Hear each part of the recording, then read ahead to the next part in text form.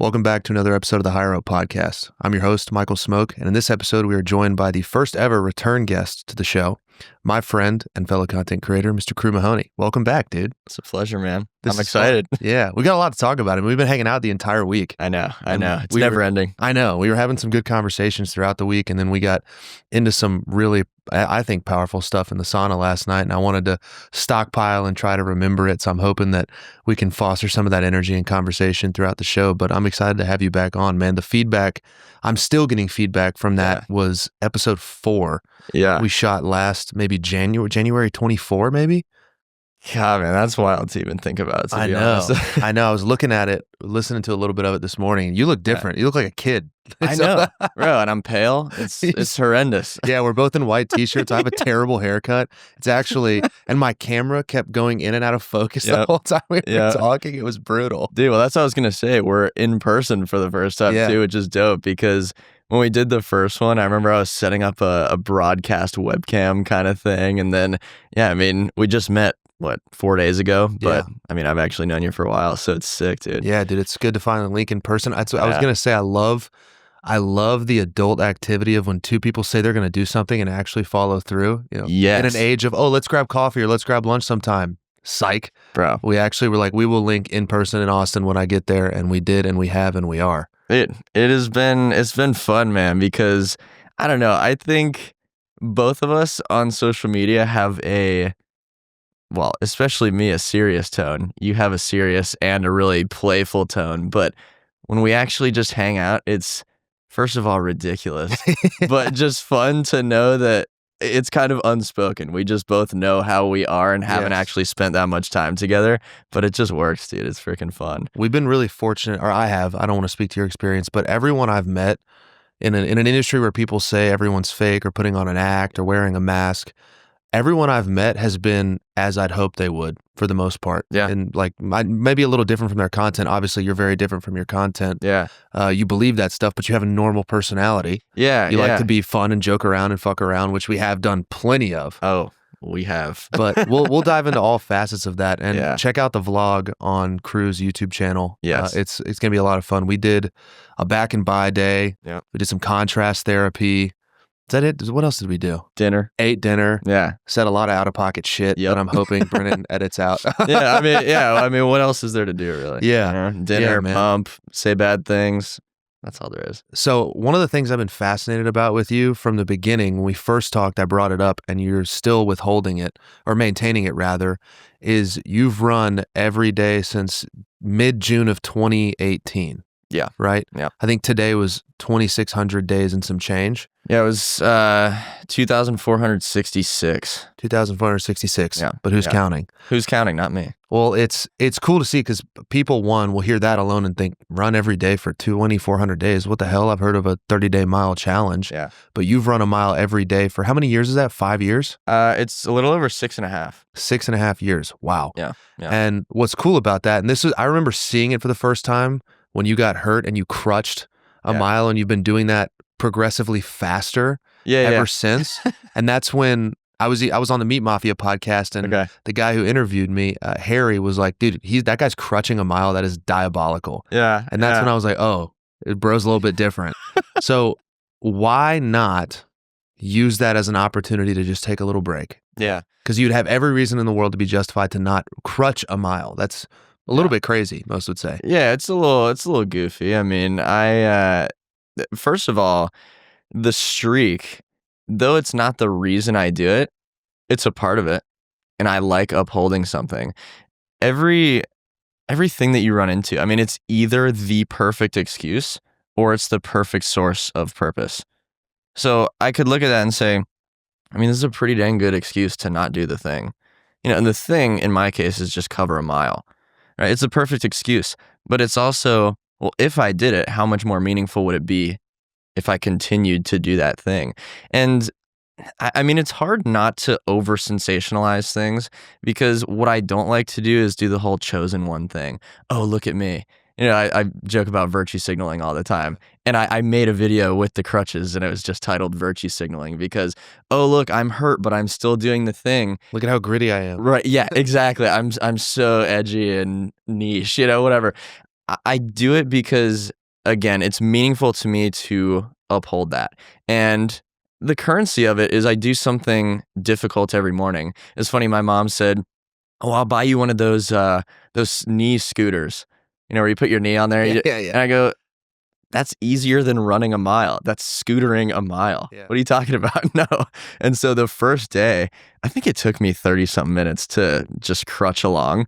And today was day 21 of crutching it.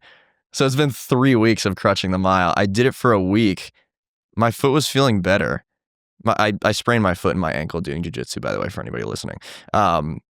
It was feeling better. I jogged it one day. So that was probably day 8 after the injury. The next day I went to do it again. I'm near the end and I hear another little crack in my foot and that sucker starts hurting like crazy. So back to the crutches for a few weeks. It's feeling pretty good now. I can put a bunch of pressure on it, but I'm just trying to not be stupid about it. But yeah, man, it's been a few weeks and again, either the perfect excuse or a really great source of purpose. Yeah. Because now I've had the adversity happen, which, dude, to be honest with you, I've had a bunch of injuries and I've been sick and I've had all these things happen in the process of that 6.5 years. There's always kind of a looming thing of, what if I hurt my freaking foot? What if I literally cannot run? What's going to happen? And I imagine that would be more overwhelming than it actually has been. But I think I've organized my approach to why I do this well enough to where it didn't take over me. It wasn't a moral conflict, if that makes sense. Yeah. And a good example, I think, of one of my favorite aphorisms: we suffer more in our imagination than reality.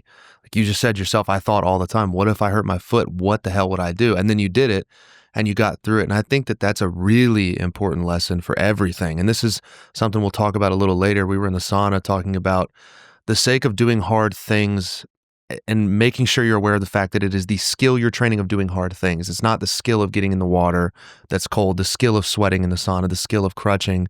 It's the skill of overcoming adversity and realizing shit's not really that bad when you get into the brass tacks of the real world with it. Yeah, well, look, I mean, historically, I don't know why, but I'm kind of attracted to this idea of what did our ancestors do? And not to do the whole carnivore thing, but more so in just a principle way. Yeah. Where, let's say you had to cover a mile a day as a human being to eat, survive. I don't know. You just have to cover a mile, right? That's kind of how I place this expectation in my life. Well, life got harder because I hurt my foot. I got an injury, so life literally got more difficult. Most people's response to life getting difficult is to now make life easy in response. Life got difficult. Now let me take away the expectation that I've set. That's ridiculous. I have to cover a mile. Well, covering a mile got way harder. I'd run 5 miles before I crutch one. That shit sucks. Yeah. But life got harder because something happened and life got harder. You know what I mean? And so we have this weird luxury where physically we don't have to survive anymore. You could sit on the couch, you could order DoorDash and probably, I don't know, hit 60, 70 maybe. Just get on medication. You can exist. You do not have to physically survive anymore. The emotional death is the new thing, because the people that completely push off this physical responsibility to be a human are now emotionally dying. They hate themselves. They can't have relationships. They have zero settled nature internally, and they're emotionally dying. See, you're dying one way or the other. People think that skipping out on the physical responsibility is a way out. 100% it is not. Mm-hmm. Yeah, my buddy Colin Beecham ran a 100-mile ultramarathon, and the night before he journaled about it, and he shared that entry with me, and I don't remember much of it except for one quote he wrote at the end, something to the effect of, "To free his soul, a man must first exhaust his body." And I was like, wow. Not to free his soul, a man must first exhaust his body. There's so much truth in that. Yeah. Every hard thing you do, whether it be a couple minutes in cold water or sweating to the point of the sauna where it hurts and then just going a little bit further, there is a freedom in that. Jocko says discipline equals freedom, which sounds counterintuitive at first, at face value. Yep. But then you realize when some parts of my life are super tight, I actually have more liberation in other facets of my life. Bro, so I had a conversation with my community about this, and because someone asked, does discipline equal freedom? And I said, well, Yeah, for sure. It equals a freedom, right? My discipline is doing all of the shit that I hate to do. And a lot of well, every morning is comprised of the stuff I do not want to do. Every time. A lot of people get the freedom that I don't get, which is to say, I'm not doing that. I don't want to. I don't have to. I don't have to wake up at a certain time. Don't have to cold plunge. Don't have to run. Don't have to eat well. Don't have to do any of the things on the list, right? So my discipline is I have to do all those things. My freedom is that I literally get to embody and say, oh, I'm that kind of person that does the thing every single time. I've spent years and years and years of my life doing the thing every single time. That's me. The people who get the freedom of not doing any of the things, their discipline is to recognize they'll never be that person. A lot of people want to be that person. I'm not saying everybody wants to be me, my version of it, but everybody wants to be the version of themselves that always does the thing. Yeah. Man, what would happen if I spent my whole life always saying yes to the shit I'm supposed to do? Very few people get that freedom. Yeah. Right. But that freedom is the result of my discipline. Yeah. The result of the freedom first, which is not doing the stuff. You have the discipline of never knowing. Yeah. And the thing, like I like that you called it the thing and not the morning mile or the Yes. cold plunge. The thing could be making the right choice with your food. The thing could be choosing to save the extra couple $100 you spend on clothes, Amazon, DoorDash. Yep. It's the thing you should be doing inherently that are the low-hanging fruits of life that we avoid because our brain is not our friend. You are not always your thoughts. When every morning you said, I don't want to wake up at 5, I don't want to get in the cold water, that's our brain protecting us, but and I know that the me on the other side of that, the cold water, the sauna, the training, the doing the things financially or spiritually that I think move me forward, the me on the other side of those things is better equipped for other facets of my life. Like I just think I show up as a better human being. I think clearer, I make better decisions, and doing those things also makes you valuable, both to yourself and the perceived value of others. And you had a post this morning. Actually, you said it to me randomly when we were working out during the vlog. We were doing the seated rows, which, by the way, I'm cooked. My lats are sore as shit. They look big, bro. It worked. The gym worked. Yeah, it worked. But we were doing rows, and you I think you said something about doing the 3 extra reps, and you were like, no, it's okay. Have value, be valuable for doing absolutely nothing. Yeah. And then in your video this morning, you said, the value you think is assigned to you for doing absolutely nothing is non-existent. And I care enough about you to tell you you have to earn being valuable. That statement, I think, would make a lot of people angry because there's this movement of you're perfect the way you are. Yeah. Don't change. Meanwhile, those people who think they're perfect the way they are 75 pounds overweight with emotional trauma they haven't worked through and a general disdain for the world around them. So talk about what that statement means to you, because I heard you say it in a lighthearted sense and then saw you this morning say it in a much more convicted, stoic sense. Yeah. Well, the value thing, I mean, like you said, it's internal and it's perceived. Most people think they're getting away with something because it's not externally perceived. You watch all of your shit. Yeah. You know what I mean? And it's funny because we talked about the quote unquote ancestral thing. The second part of that was saying that your ancestral equivalent probably died because they were doing nothing. Mm-hmm. You know what I mean? And I said the entitlement runs in the family. Yeah. You know what I mean? Because it is entitled. You know, to say, I'm valuable. I don't have to do anything to reach that status. Okay, well, reality didn't change. You've just changed your meaning of a word because you still pose the same real value to those around you, to yourself. And I don't know. It's not necessarily you have to be doing things so everybody else thinks that you're valuable. Everybody else is just a made up concept anyways. But to earn your value, you have to prove to yourself that you're worth a shit. So one of my favorite lines that I've ever written is confidence is evidence-based, or insert any good characteristic is evidence-based. I wrote that in my world. I'm sure somebody else has said the same thing, by the way. But this is so true because to respect yourself, you would have to have something about yourself that you respect. I always ask people, who's your hero? And they'll say, my dad, or my teacher from whatever, or this or that. And I go, why? And they say, well, every time they said they were going to do something, they show up. They came to every single one of my baseball games, or they always had this positive energy about them no matter what was going on. And I go, okay, so they showed up exactly how they ought to, absolutely no matter what. What makes you think you can't have the same relationship with yourself? That's what I've built. Right? So people say, how are you so confident? Bro, because I've spent the last 6.5 years saying I'm going to do things and doing them every freaking time. Mm-hmm. And if it's 1,000 times of doing it, and then I'm looking at day 1,001, I say, what's the likelihood that I'm going to do it? I say, well, shoot, I'm the guy that does it every single time. What else would I believe? Yeah. And it's not an arrogance because, again, it is backed up by evidence. There's proof, there's data.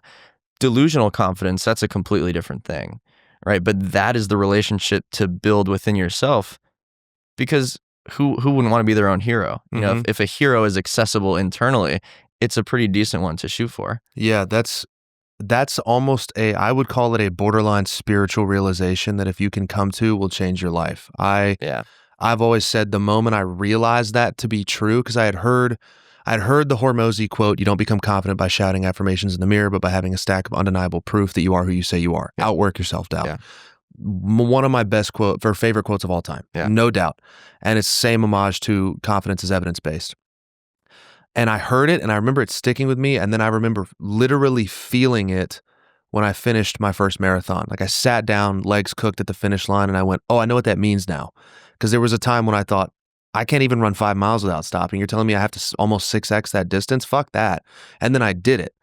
And I can now pull from the series of things I've done, albeit physically, as confidence that translates into other things. When I take risks in life, the language of confidence is universal. It doesn't just mean, oh, because I got fit, I can only use that confidence in this tank. No, I have a coaching client, shout out Jared, who started losing weight and had the confidence to renegotiate his compensation, get more money, and then step up in front of a room and give a big presentation to stakeholders and coworkers. Let's go. And it's just the epitome of that confidence will bleed into every fucking facet of your life. Yep. And the reason so many people feel so alone and so lost is because they don't have anything to lean on when times get hard. When they are faced with adversity, they crumble and they revert to comfort. Life gets better when life gets better in other areas. Yeah. You know what I mean? And I think, it's incredible. I think you're really good at this because you bring it so close to earth for people and explaining that, hey, these practical things work. And I'm trying to tap into that more myself. Actually, I don't even know if I posted the darn thing. Somewhere in the drafts, maybe. But I said, spending time in the sun every day has solved all my problems. You did post that. Okay, perfect. So, and it's just to say that all of the small little things, people always say that. Get outside, eat healthy, exercise, do the right things. Well, what the heck? That's not going to change the fact that this person screwed me over. It's not going to change the fact that my business is failing, but it changes your reality. It makes your life better. And again, life becomes better when life becomes better. So again, it's cool to see that you do it in a way where you connect with people really extensively in that case, where you say, look, everything is existential. Do these things. Mm-hmm. They work. Mm-hmm. They work. They work. And there's repetition in explaining that to people because it's never solution. None of it is solution based. You know what I mean? You don't make your life better by having a fix or a solution. You make your life better by being a better person. Being healthier, just doing all the small things. It's so valuable. I have a hard time not going high level with stuff. And it's funny because no, you don't say. Yeah, people say, "Oh, well, how should I eat better?" I go, "Well, do you even have the kind of mindset that would allow you to continue eating better for as long as it's going to take for that to show the results?" And I go, "Well, I could also share the way I eat." Yeah, you could just say, "Here's what I do." I do eat beef and rice. Yeah. Well, dude, wait, hold on. Let's talk about that. Because okay. Earlier you said the thing. The thing is going to be different for everybody. Yeah. The thing might be just consistently going for a walk. And it's very important for everyone listening you got to meet yourself where you're at. Don't meet yourself where I'm at or where Crew's at, because you're on day 2600 of something. I've been training and running for years.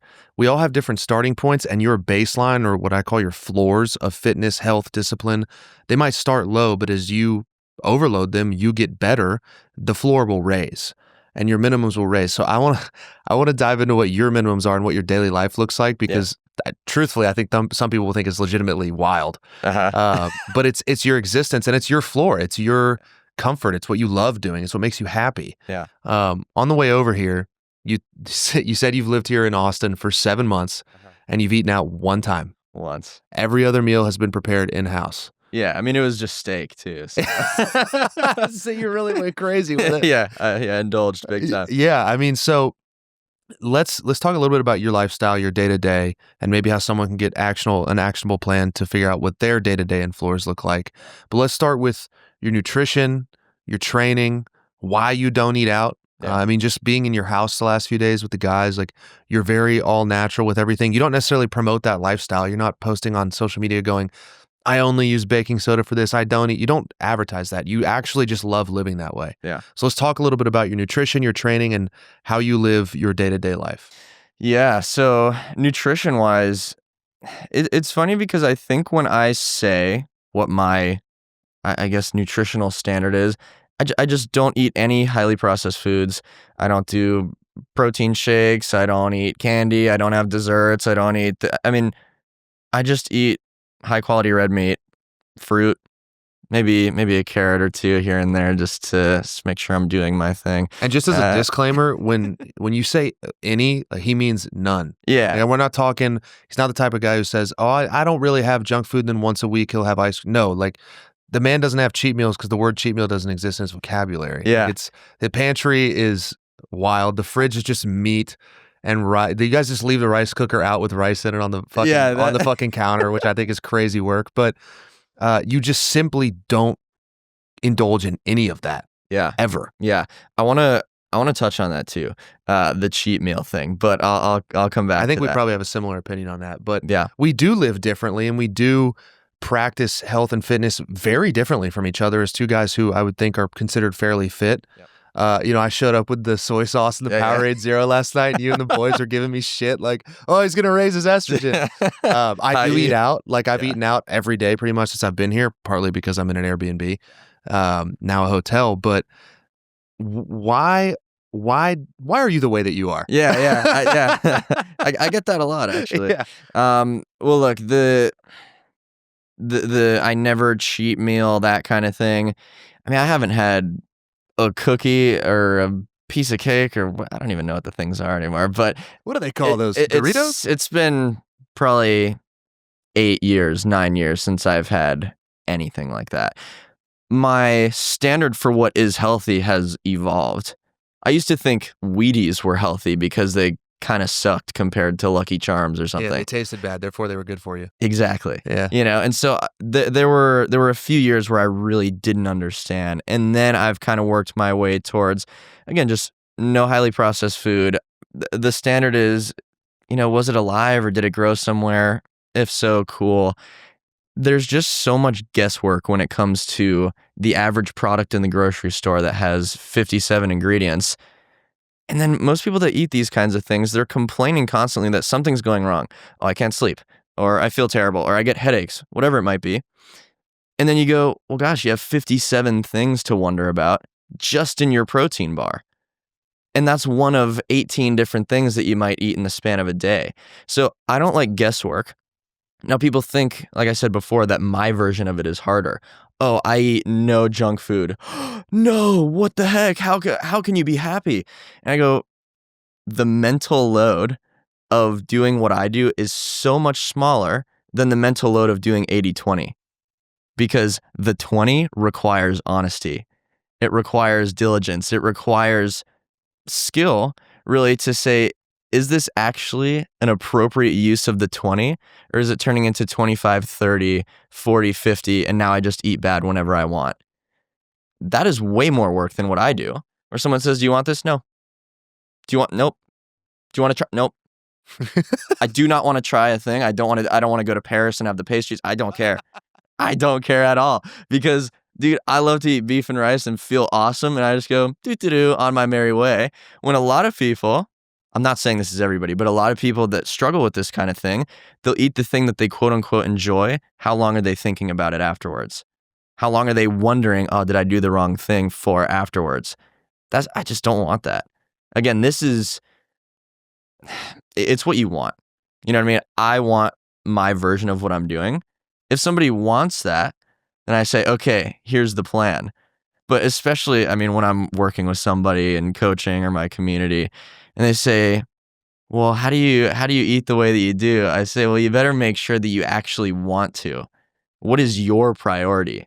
Because if you value going to Paris and having the pastries, I'm not going to tell you to be me, but you better act like how you actually want to be. That's what I actually help people do. People think that, I coach somebody and I just go, well, 3-minute ice bath at 5:20 in the morning, and you're going to run a mile after that, and beef and rice is the only thing you can eat. No, I just go, tell me what you want. Let's get there. Yeah. Even if it's the opposite of what I want. Yeah. That's powerful, dude. I didn't know I figured you weren't making a bunch of little crew minions running around, but I have a coach that I hired, Kian Lagi is his name, and he's not a fitness coach. There's no fitness aspect to it, but he works with people who might be particularly driven or achievement based, and is big on allowing them the space to figure out where they need to go or not go in their own mind, their own heart, their own soul, to operate in a place of complete authenticity. And one of the things he talks about is like, what do you want? Like one of the projects we worked on, projects being me, was ask yourself constantly throughout the week, what do I want? Like moment to moment even. What do I want to eat? Do I want to train right now?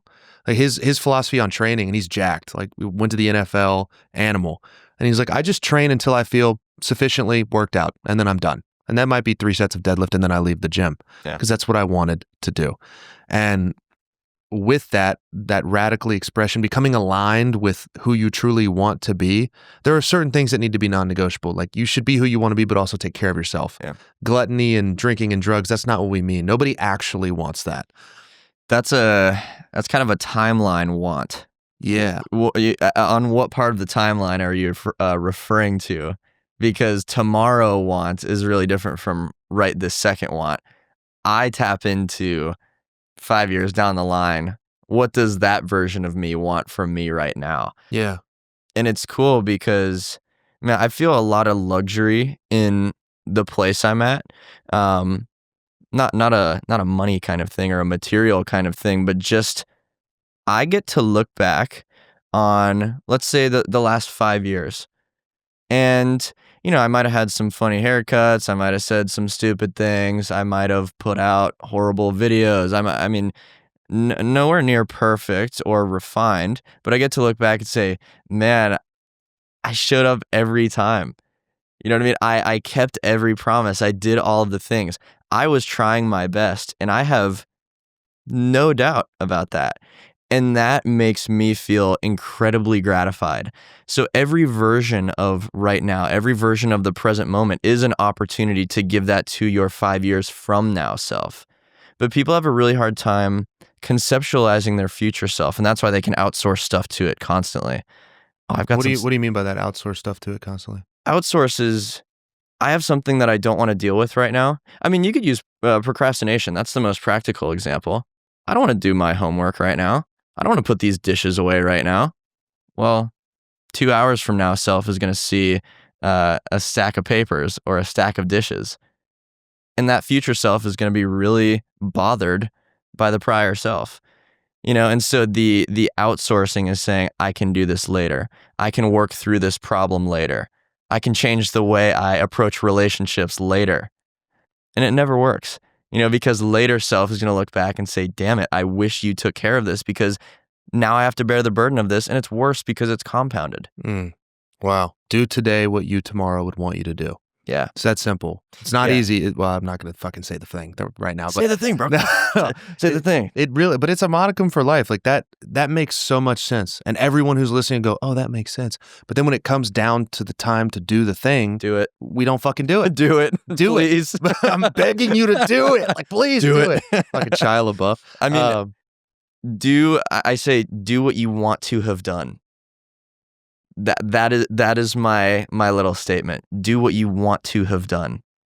Because what you would have wanted to do in hindsight when Yeah. you get to that moment? Yeah. Because you say, I want to have done all the dishes, but Yeah. I didn't, Oh, I see. right? Do I what you see. want to have done. You used an interesting word, luxury. I have the luxury of looking back. And I think a lot of people who hear the way that you live might think, well, this guy's a little bit wild, a little out there, a little crazy. No cheat meals, pretty much only eats beef and rice. Yeah. Doesn't miss workouts even when he tore his foot in half. Doesn't go out, doesn't drink alcohol, doesn't do anything of the normal culture of you are 24. Yeah. A 24-year-old kid would do.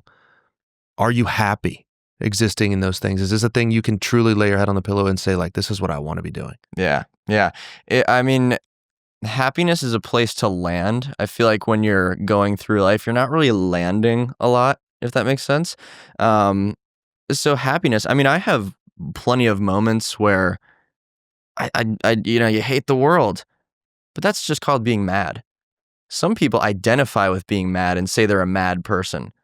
Some people get depressed and then they identify with being depressed and then they have depression. I am a depressed person. No, that's never the case. My narrative is full optimism. I'm one of the most optimistic people ever. But I get mad. And when I'm mad, I would say, I hate everything, or this person sucks, screw this, whatever. That's just an expression of the current moment. Even with that, right? It's a when in doubt, zoom out, the investment term, where you look at the day's chart and it looks horrible and you'd want to sell. Well, zoom out on the 5-year scale. It's a freaking straight up line. You know what I mean? That is genuinely how I see my life. I think it's one of the more productive ways to see your own life, to create that kind of narrative.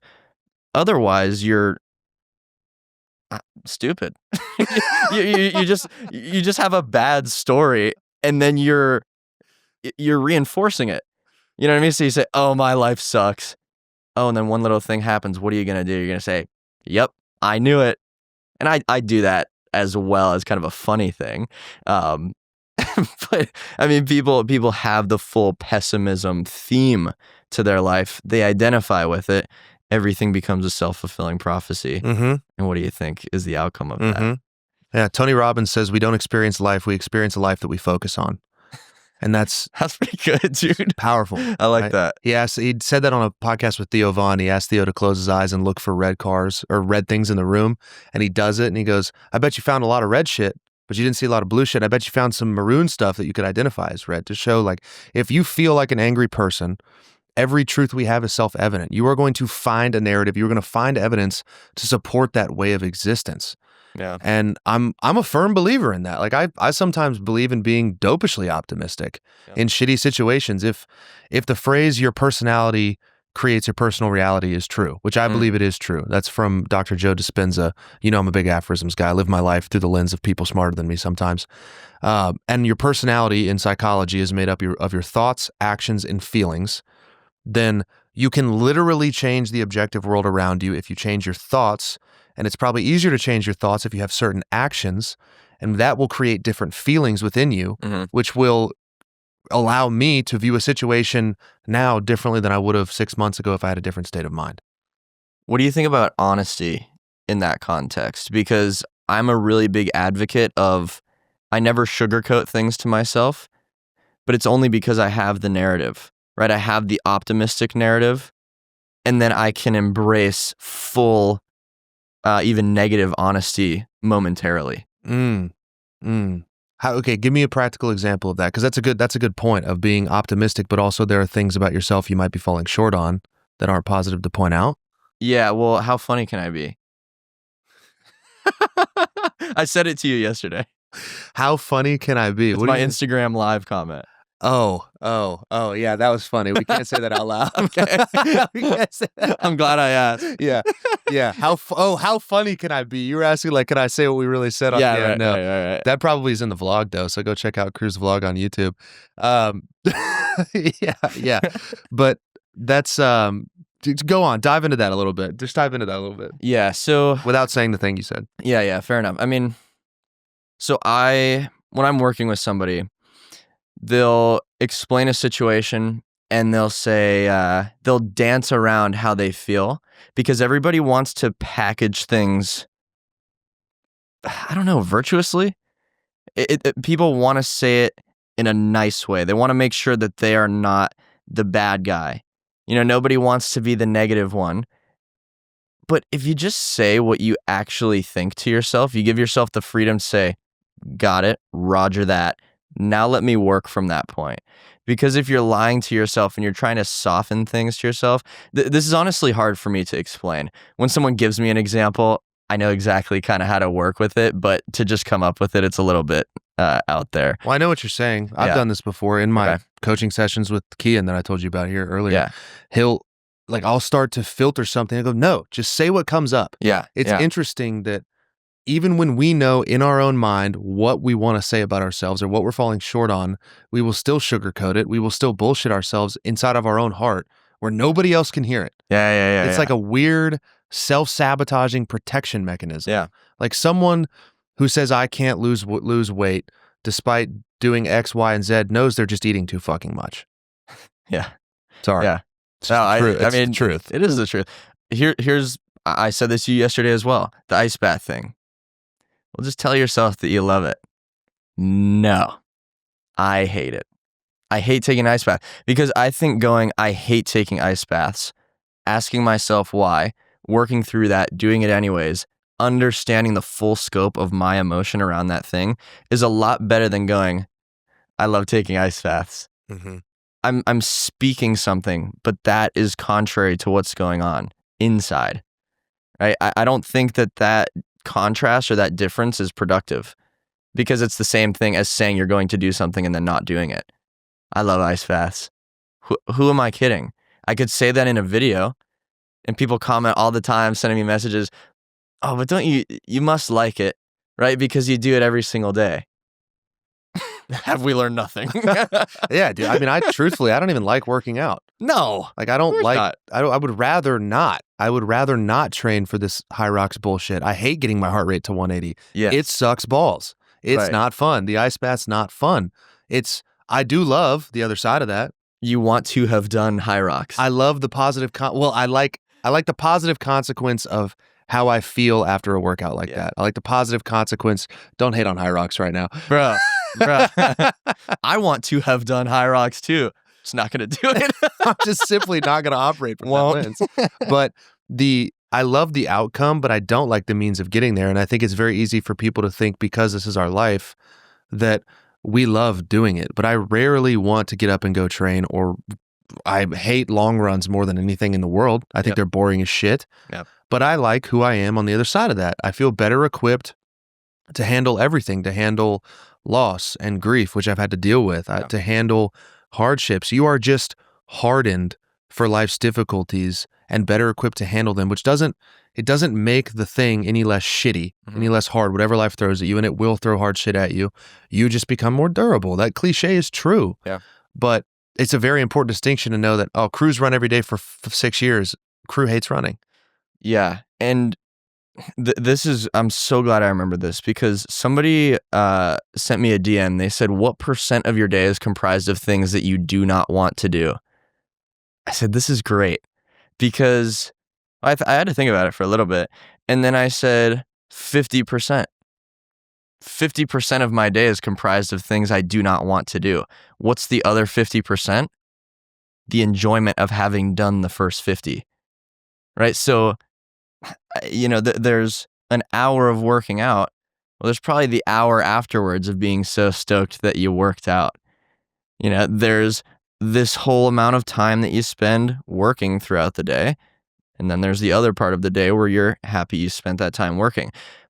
That is the case for me. I think some people do have kind of an imbalance there where if you're working 12 hours a day at a job you hate, definitely not good. You're not going to feel good about that either. No.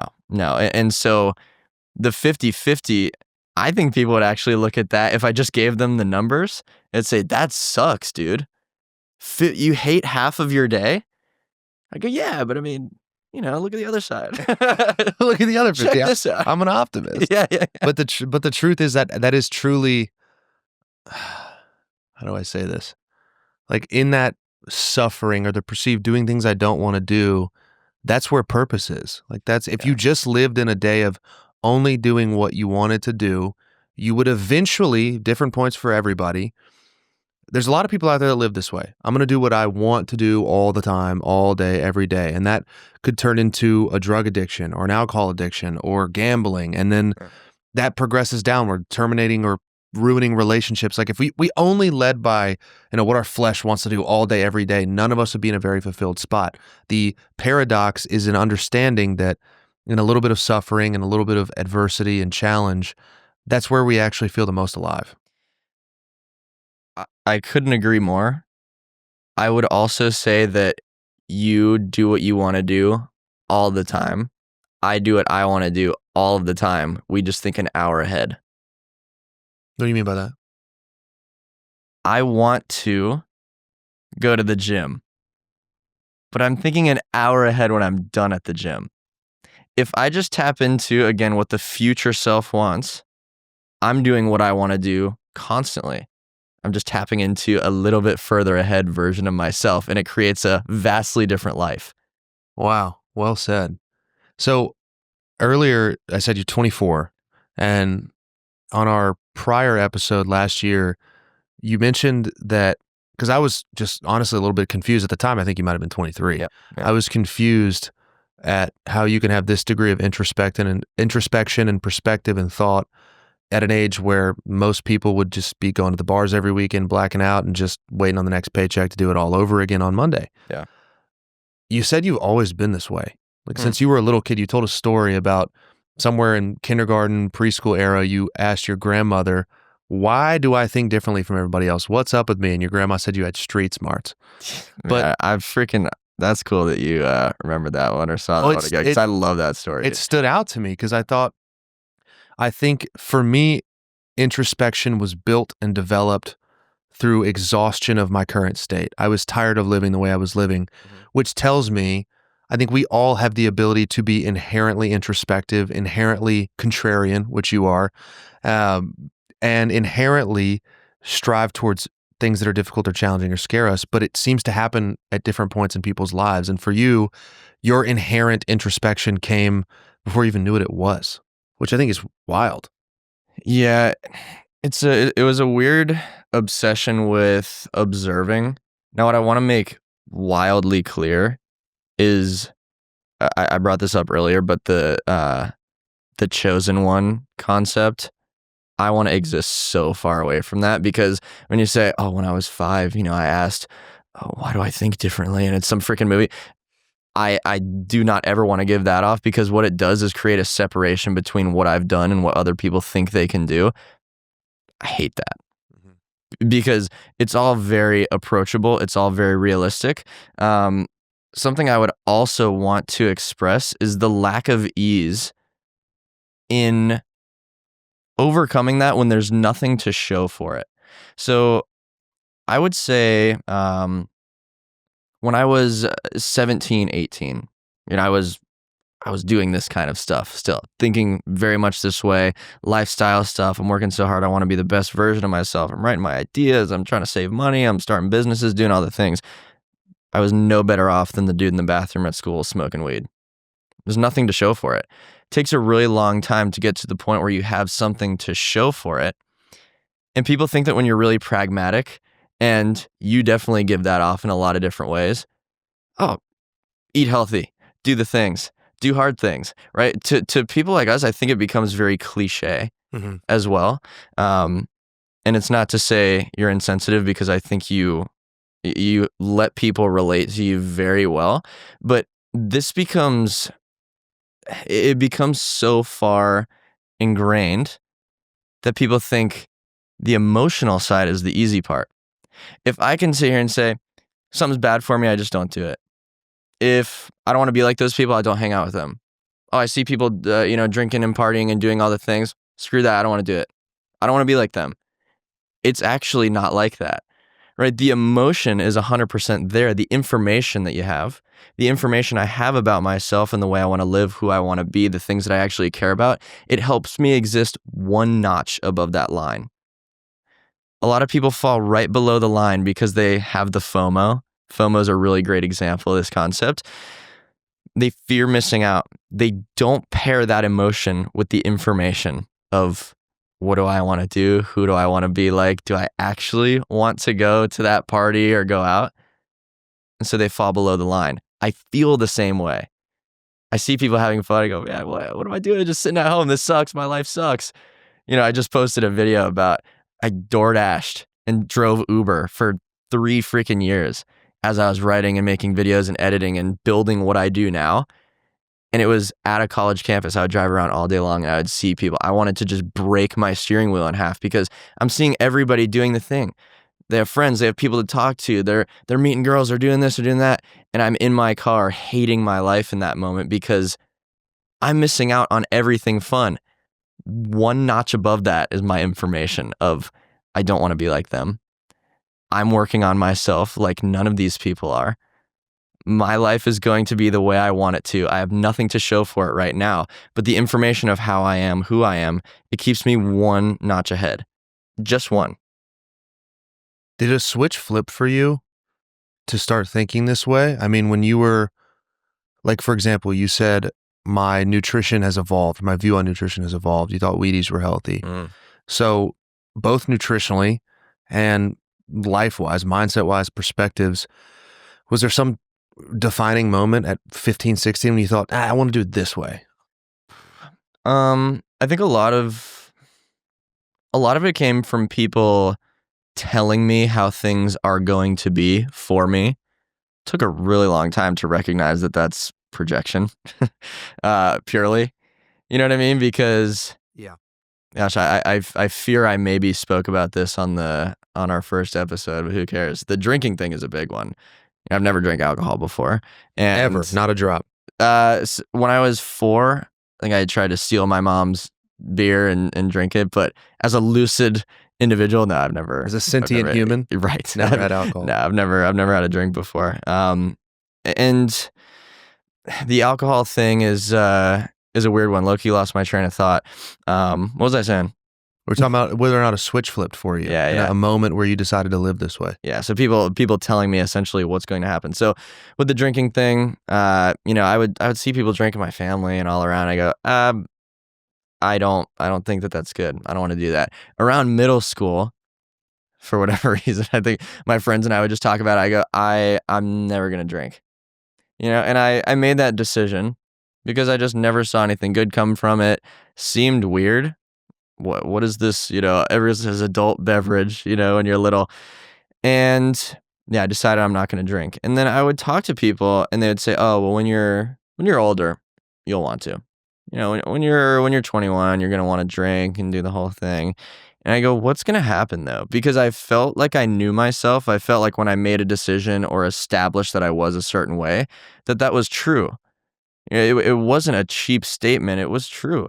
And so, man, I had this anxiety about it because I go, what is actually going to happen to me? Is some switch going to flip within me? Yeah. So, I mean, you say the flip switch. I was afraid of the switch flipping.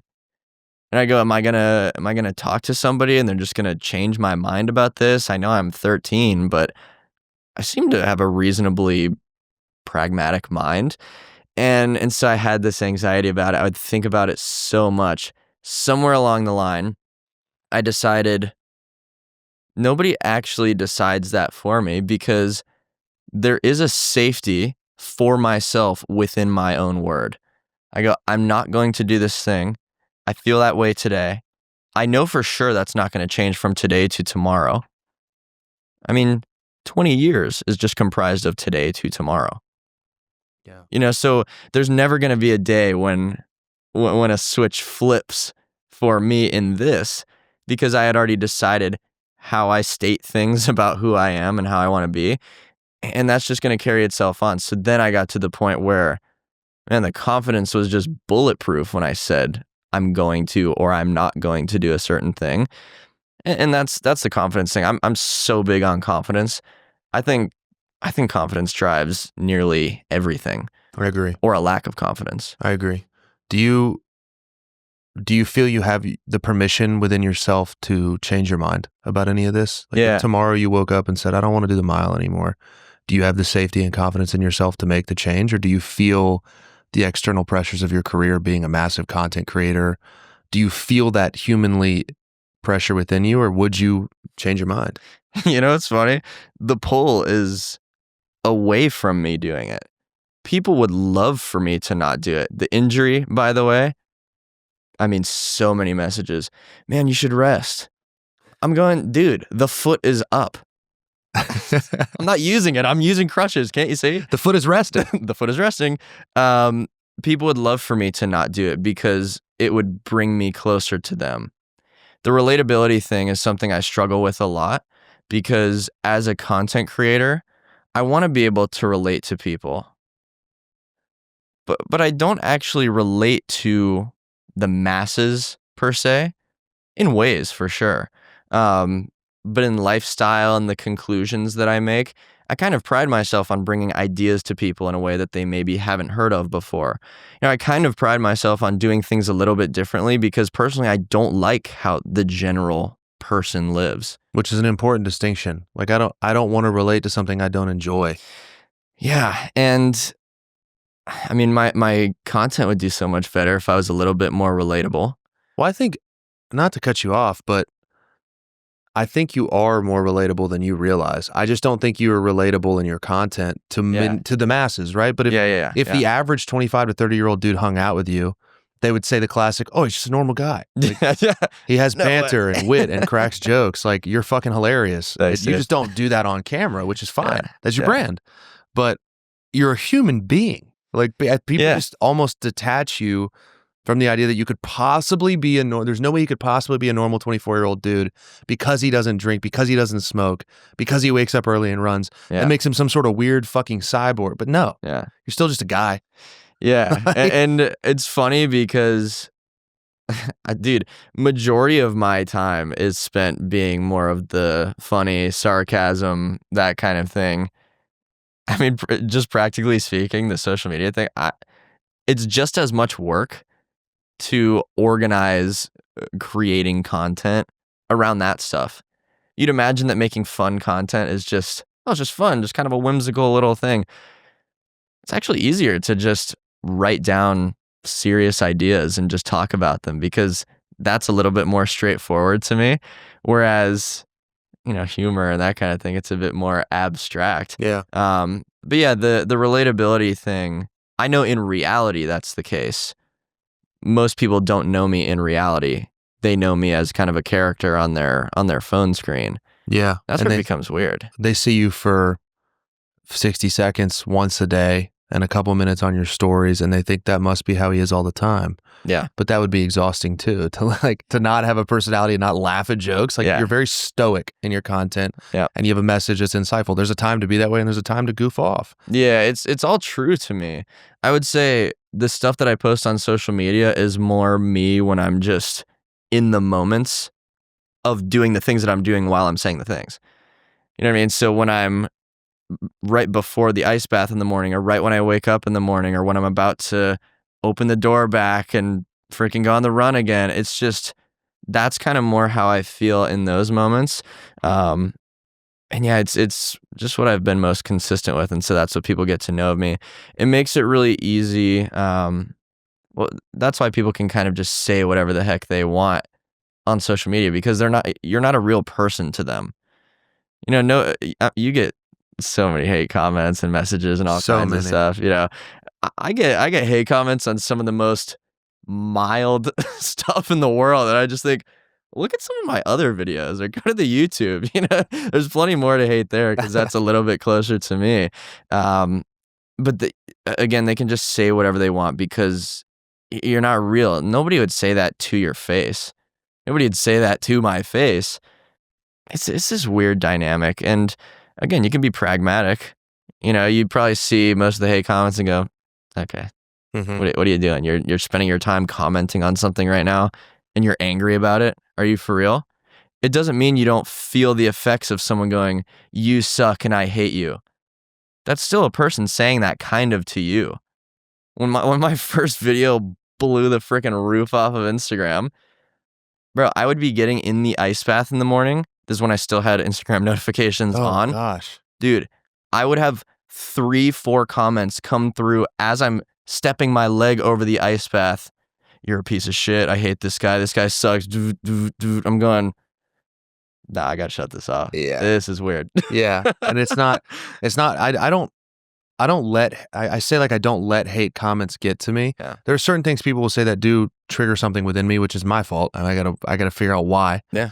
But I found it to be important, and I'm grateful that I had a career first. I did things first. I had a life before this happened, was 26 when it took off. I have my identity rooted in who I am outside of the videos. Yeah. And I could see how it could be, it's the same for you. Like you were running the Daily Mile for what, 500 days before you ever shot a video about it? 1,300. Right. It was a bit off. That's okay. So almost 3 times as long. And so it's those things that we lean on, or I lean on, when people say crazy shit about me or to me. You know, this beef I started with the PCOS ladies, those bitches are catty. I'll say that much. Like, yeah. Oh, at Shane Gillis, those are some tough bitches, actually. When a PCOS creator sicks her following on you, it is the wrath of God. Yep. And they said some crazy shit to me, and some of it bothered me, but only to the point of like, oh, that stinks. Okay, I'm gonna go do the thing I was gonna do anyway. And it's important to remember like what you lean on and what you don't. And I never try to let anything in my content give me a sense of value or worth, but let my things that I stack, the evidence I stack outside of that, be the thing that brings me fulfillment and purpose. Yeah, that's one of the. This is so interesting because I had a conversation with a client of mine about this concept that I find super interesting. It's kind of what you're referring to when you're in an argument with somebody, and it's this isolated in a vacuum kind of thing. One person is right, but to both people, the other person is an idiot.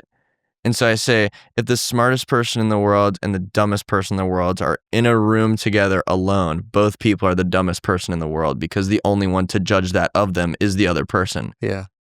One person is still the smartest person in the world, and the other is the dumbest, though. There is truth. You know what I mean? So there is a truth of who you are and how you are. That's what gets you through these kinds of things, right? Because again, you feel the effects of somebody saying something to you. You would only land on what they're claiming of you if you didn't have the evidence that we talked about before. If you didn't have confidence and evidence of, no, I'm actually a good person. People can say whatever they want about me. I get to hold on to the truth.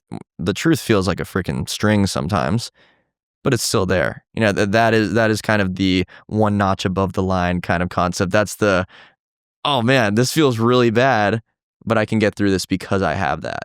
Yeah. Yeah. Peter Crone has a great quote: words can only hurt you to the degree you believe they are true. And that's why sometimes I'll see a comment, I'm like, why did that bother me? Is there a part of me that believes that? That's unfortunate. Right. And here's another thing he says: where you're triggered is your therapist. Like, getting triggered is actually a great thing because you can reveal to yourself where I'm not free. You know, life will present you with people, places, and circumstances to reveal to yourself where you are not free. And every once in a while, someone will say something and I go, ugh. Damn it. Yeah. I mean, and it's funny too, because I mean, it comes up in lighthearted places too. I made a video where I said, POV, you train for 10 years to have an incredibly reasonable physique. Yeah. You know, and somebody said, this is the most pick me thing ever. Do you know what pick me is? Yeah. Yeah. When you just do something for you're fishing for a comment, basically. I said, yeah, of course. And it worked.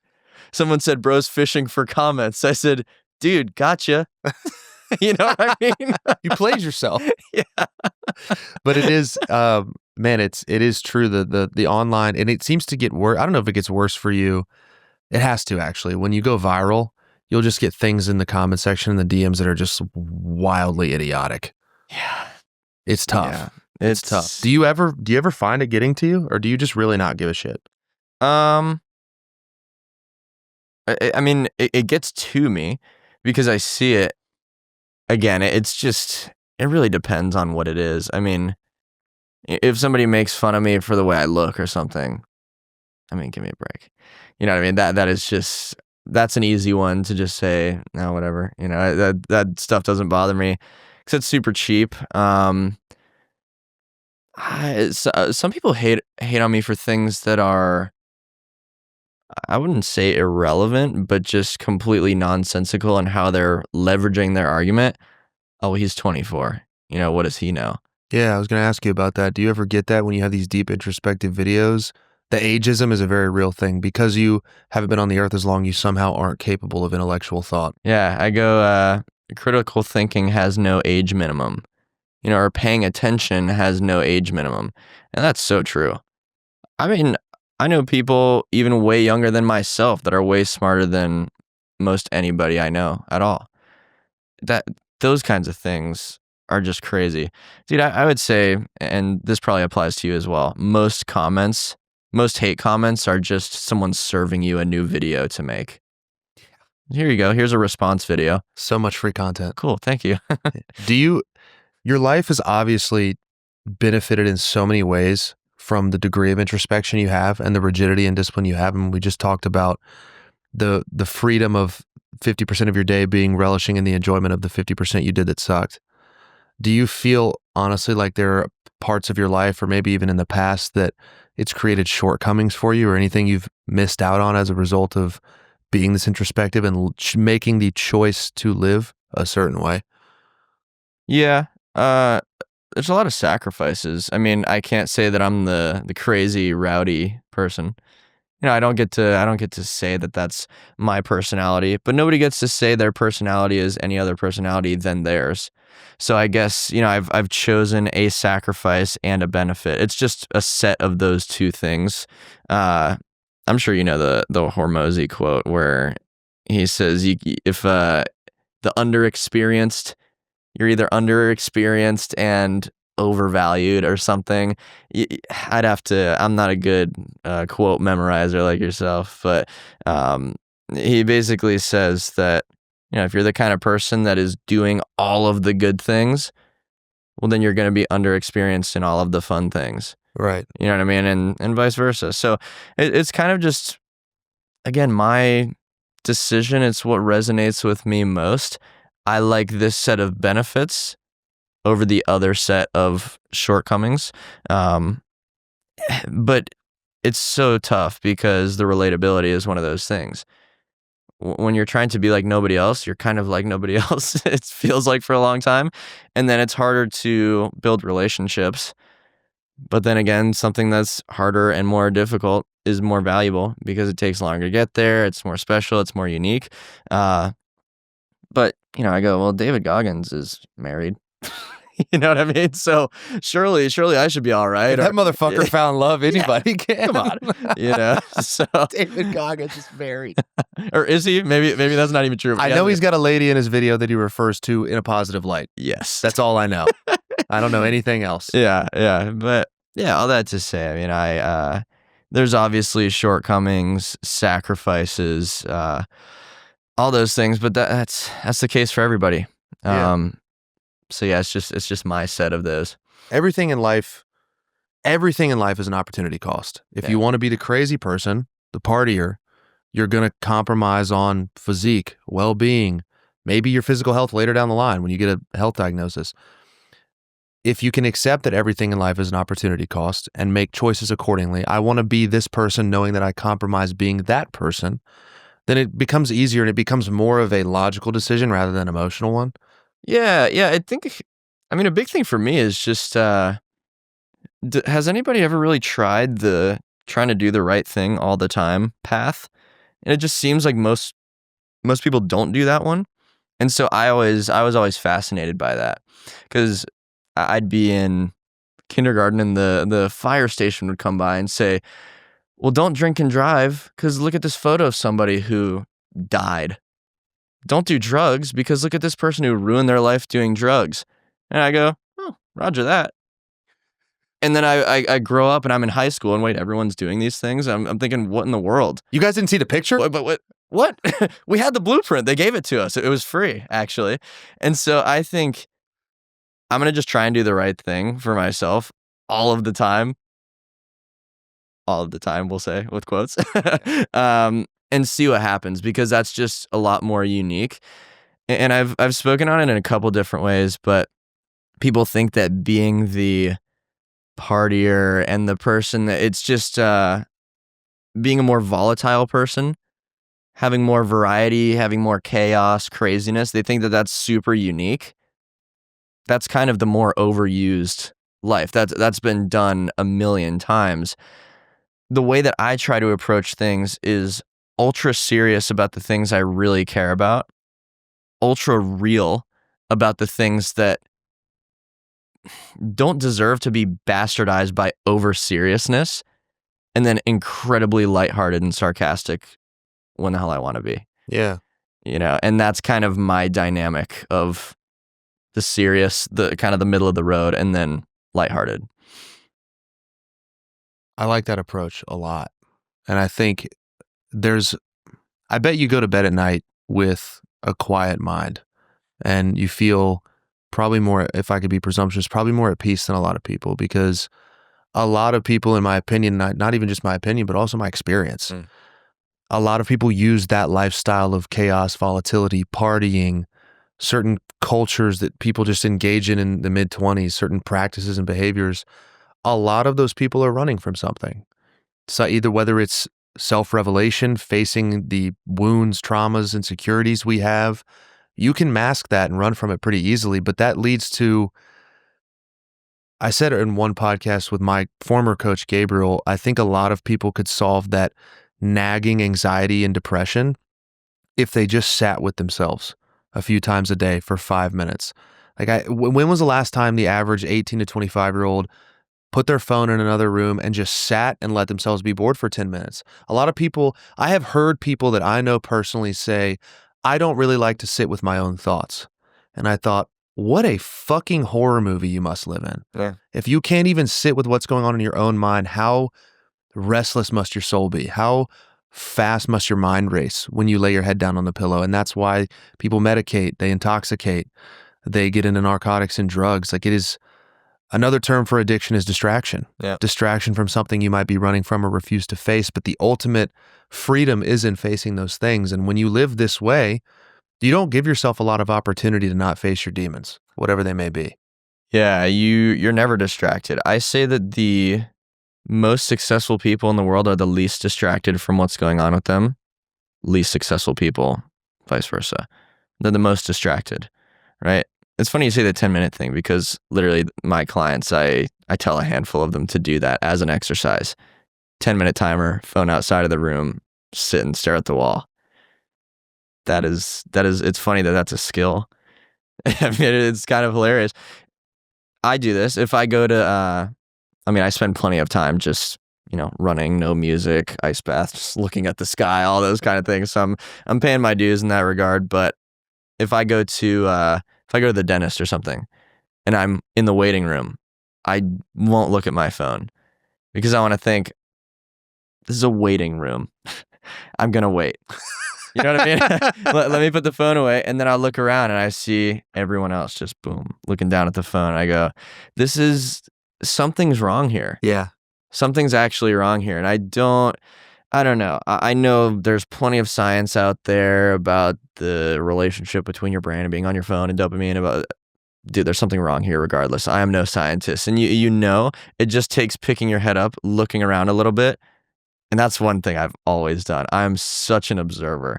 I'm always just watching. I didn't really participate in drama in school, but I knew everything that was going on because I would just listen. Right? No distraction. I just want to know what's going on. I think observation's a really good skill to build. Yeah. But yeah, something's weird with the full distraction, never breaking away from that. And it's simple to change that around. If you're someone listening wanting to not be glued to your phone all the time, this is a perfect thing that is difficult, builds purpose, and has a practical benefit of not being the person that's glued to your phone. Literally do the thing that we're talking about. Set the 10-minute timer, sit in a room, stare at the wall, look around, wonder a million things at once, have all of those thoughts come into your mind. When's the timer going to be done? And freaking out. And then take the ideas, detach from them and say, okay, I see that I'm doing this. And then let the thought pass by. 10 seconds later, boom, there it is again. How long? How much time is left? I don't know if I can do this. I'm worried about this. You go through the list of 100 different things. Okay, there it was. And you watch it go by. That'll happen a million times in the span of that 10 minutes. That's called being a human being. Dude, I am more passionate about this than nearly anything else. This overthinker label that everyone gets thrown on them or they place on themselves. Oh, I'm such an overthinker. Oh, I'm such a perfectionist. I am so happy for anybody that has those labels because, again, that's called being a human. Oh, your mind is racing? Race that motherfucker. Let's go. Dude, I love when someone's mind does not stop because they're thinking about things. Their life is happening. There are things to process. There are things to work through. A lot of the times it's in a negative context, but you can't see the processing as negative. It's the circumstance, which is fine. People don't like that feeling. Where's the alcohol? Where are the drugs? Where's this? Where's that? I need to be distracted from that. If you're the overthinker, sit in that, learn to direct it in a better direction. Bro, that's a superpower. It is, and it shouldn't be. But in a world where we're rich with distractions, it now is. Dude, I caught myself doing it this morning. I went and got breakfast tacos from a food truck, and it was at this beautiful little patio in East Austin. It was bustling with people, dogs, and I got the text from the taco truck, like, your food will be ready in 15 minutes. And I just started scrolling, and I went, nope.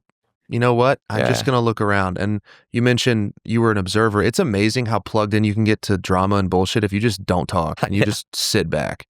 People just tell you things, you'll notice shit.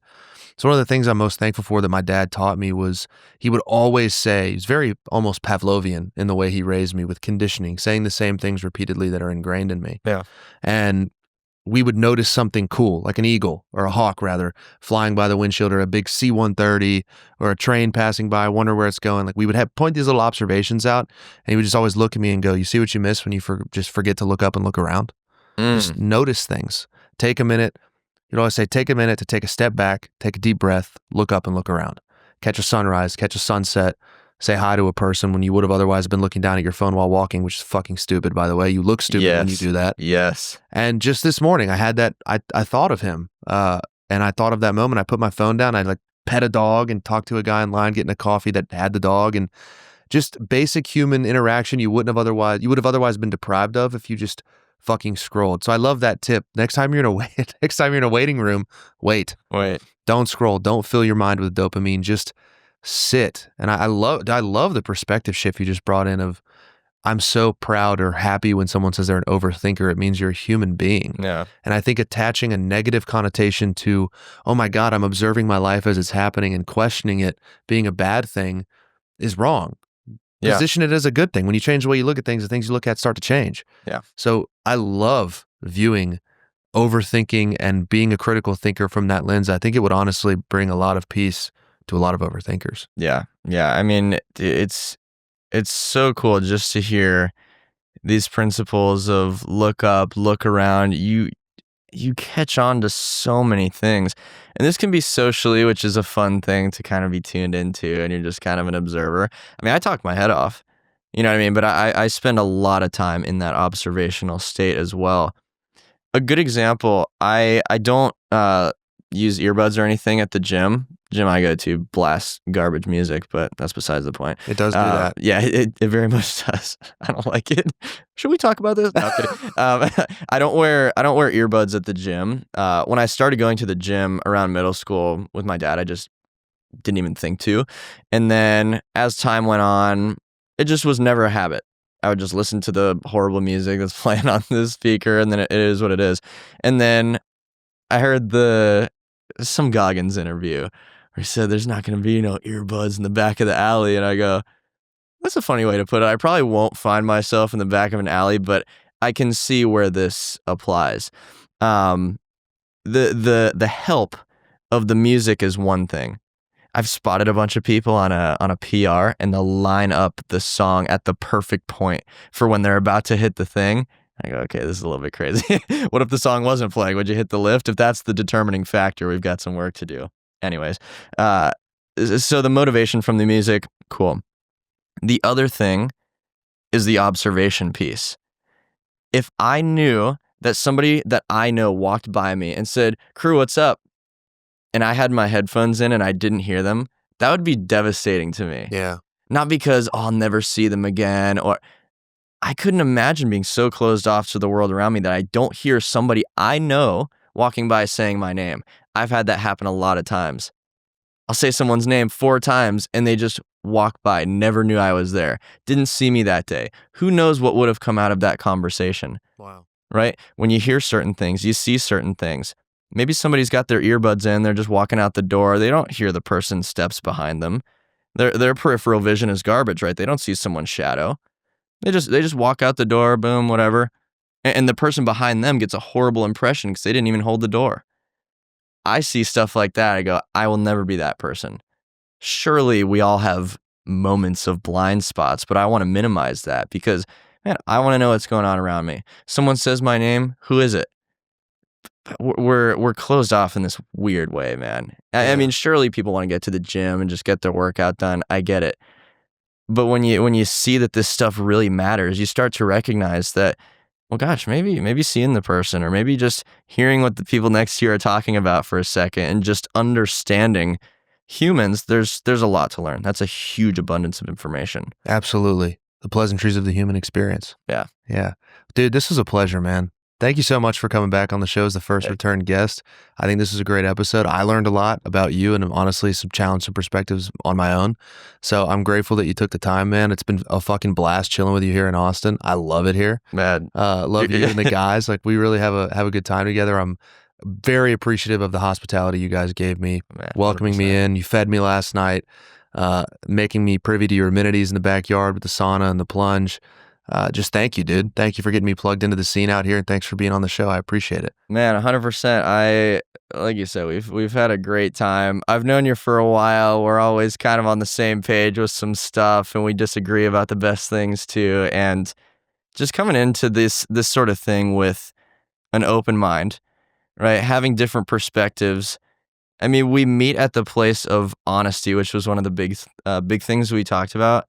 Man, you're an honest guy, and I love those kinds of people because they say it like it is. When somebody gives you permission to be honest, it's one of the best feelings ever. I think that's what a lot of people appreciate about what you do. Plenty of people get mad, right? Plenty of people say the hate comments. We already went over it. But when I see someone like yourself on that phone saying, here is what I think, there's no filter. There's nothing in between what I think, what you hear.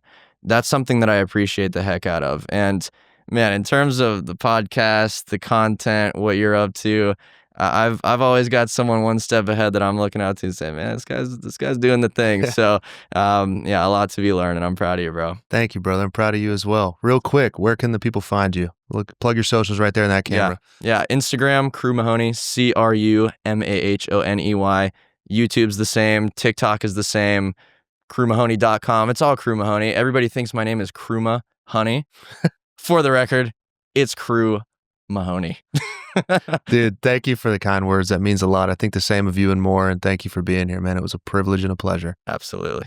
Guys, if you like the show, be sure to rate it so we can get the message out to more people. If you're on YouTube, drop a comment. Let us know what you thought. And we'll see you in the next episode.